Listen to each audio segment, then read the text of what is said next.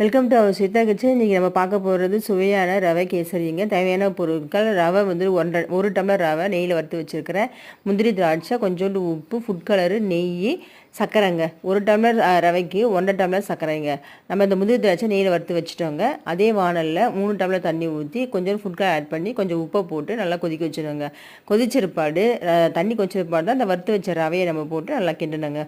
ரவை நல்லா வெந்த பிறகு நம்ம சர்க்கரையை ஆட் பண்ணுங்க. ரவை நல்லா வெந்துடுச்சிங்க. இதுக்கப்புறம் நம்ம சர்க்கரையை ஆட் பண்ண போகிறோம்.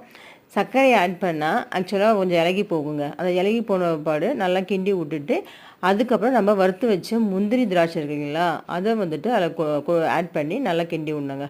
நல்லா மிக்ஸ் பண்ண பாடு நம்ம தேவையான நெய் வந்துட்டு நல்ல நெய்யாக ஊற்றணுங்க. அப்போ தாங்க டேஸ்ட்டாக நல்லாயிருக்கும். நல்லா நெய் போட்டு நல்லா கிண்டி விட்டு சுவையான ரவை கேசரி ரெடிங்க. நீங்களும் இது மாதிரி செஞ்சு பாருங்கள். கமெண்ட் பண்ணுங்கள், ஷேர் பண்ணுங்கள், சப்ஸ்கிரைப் பண்ணுங்கள். தேங்க்யூ.